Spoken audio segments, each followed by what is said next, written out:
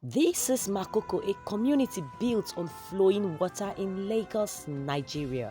This community had their school, market, church, mosque, name it, all on this floating water. And this community has existed for centuries, built by natives with no modern scientific knowledge. Foreigners come here to live among them. You can see white people living amongst them, trying to get the beauty out of this place modernized. Hello, sir. How much do you pay for rent right here in Makoko monthly? 0. How is that possible? They love me. How about you go ahead and show us your space? All right. Okay. So for $0 rent, this is where you get to stay in Makoko, Lagos, one of the biggest floating slum village in the world. Everything's new. This is not even a month, the whole building's not even a month old. We're catching water off the roof and going into that tank. This was $60. And this is what I call the missionary room. I'm currently on a boat surrounded by black water with HIV, AIDS, and all kinds of diseases. Do you swim in this water? That water will kill me, bro. This is Makoko, Nigeria, a slum that floats on water. The houses are made of worn out timber. You use a little canoe to get around, and there's these corner stores on the water. Like this, the grocery store. We almost fell and my life flashed before my eyes. Hey, stop. Did he do that on purpose? That was scary because Nigerians, including Africans at large, were attracted to this beautiful community. It is actually fascinating that people could live their entire life on top of water, and guess what? Nigerians and foreigners have contributed a lot to the growth of this place, trying to make it a modern floating community. Imagine that individuals went all out, put out their strength. Nigerians, Africans, and people from all over the continent of the world, just because they wanted these people to have this community modernized. I saw these students go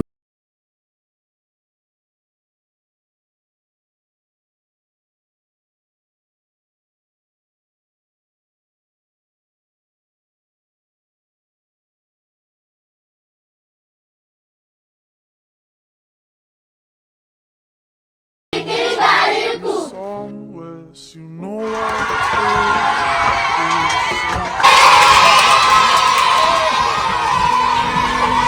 being used to.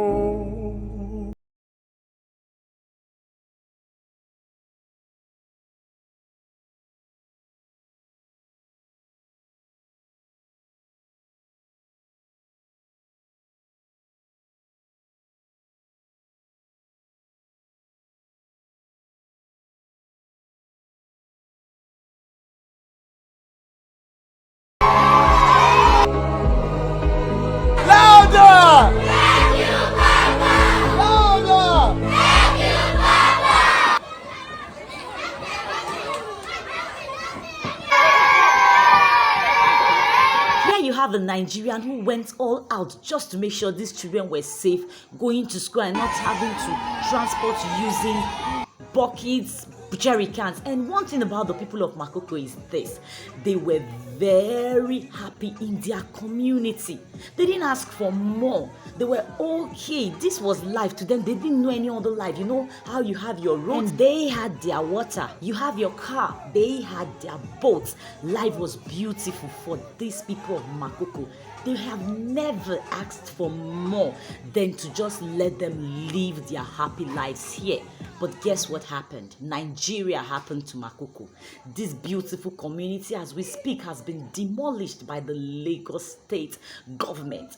And guess what? There was no relocation plan. These lovely people have been left homeless, and they weren't just sent away because a lot of them were not ready to live the lives they know, and just to leave them, make them live by force. Tear gas was thrown at them, guns were shot either in self-defense or to get them to move away from the building so that they can be demolished. And guess what? Some of them were hit by stray bullets. It was so painful. They didn't watch. They demonstrated. They went around having peaceful demonstrations. They cried. The people of Makoko said, okay, resettle us, do something for us. Why are you taking our homes from us? Where do you want us to go? But guess what? Lagos state government said these houses were unsafe because they were built on the high tension electrical wires. But these high tension wires did not go all over the community. But you know, the risk is truly there. If those wires happen to fall inside this water, it could be a deadly situation. So they said this place wasn't safe. The high tension wires were a problem. The death in the water, the disease they would have to face, and all that. Then the question became, what is the government for? Can't the government make this place better? Can they make it more inhabitable? Can they make this place beautiful? This is already a tourist attraction. This place, Makoko, is known as the Venice of Africa. So why not make here as beautiful as Venice? It could be done. These people already had knowledge on building on water. So all the government needed to do was work with them, get educated contractors, get engineers to make this city modern. But it didn't work. Their cries were not heard.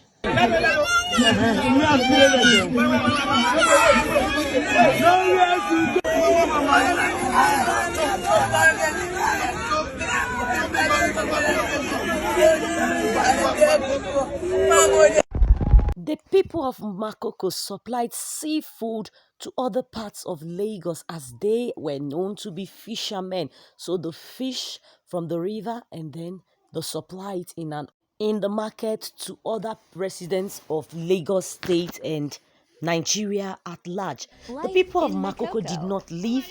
It's been discovered that not all the houses were demolished. Only some parts of Makoko was demolished. But guess what? Before the demolition, something else happened. Sound feeling. The government, or whoever it is believed to be individuals, started filling up this area with sand, and it has been alleged that the plan was to build an estate there. On January 6, 2026, Makoko, one of Lagos' oldest waterfront community, entered another defining moment in its history. Makoko is not a new settlement. For decades, thousands of residents have built their lives around fishing, water trade, and small-scale livelihoods. On January 6, the Lagos state government began demolition and eviction operations in parts of Makoko. According to the government, the affected structures were located under or close to high-tension power lines, posing serious safety risk. However, the manner in which the operation was carried out sparked controversy. Security operatives reportedly used tear gas within residential area. Reports confirmed that 2 children and 1 adult were severely affected, while another adult collapsed and was taken to the hospital. Homes were not the only losses. Fishing boats, tools were destroyed, cutting off livelihood for many families. As a result, several residents were left homeless. Human rights group condemned the action. They described it as a forced eviction carried out without adequate notice, compensation, or resettlement plans. Warned that the situation could lead to humanitarian crisis. The Lagos state government, however, defended the operation. Authorities stated that the demolition were necessary to protect lives and prevent future disaster. Makoko's history shows that this is not the first time the community has faced such challenges. History will record this is not with anger, bias, but with facts, because history does not hide the truth. It only waits for time. The cry of the homeless, the cry of men, women, children who do not have where to go, the cry of mothers trying to build up little homes, shanks where they can keep their children safe from the rain, the cry of little children whose schools have been brought down. I know there may be security threats to them as a result of building under high tension wires. Bet Life in Makoko. How are you? Is this your boat? Why were they How is life in Makoko? Why do they have to live in the same place in worse condition? Why? Why, Nigerians? Well, the government has its own side to say. They are in defense of all their actions, but the question now becomes, why was there a sound feeling that was approaching the community before the demolition? Mo gbọ́ information kan gbogbo estate lẹ́fẹ̀ẹ́ kọ́ sí ibi lọ́fẹ̀ẹ́ kọ́ sí ibi wọ́n dẹ̀ ti ń ṣe feeling yẹn bọ̀. I have the evidence with me also that they want to use this state to do estate. When you say some people should relocate and leave this place, and then you want to, okay, I don't know, are you a robot?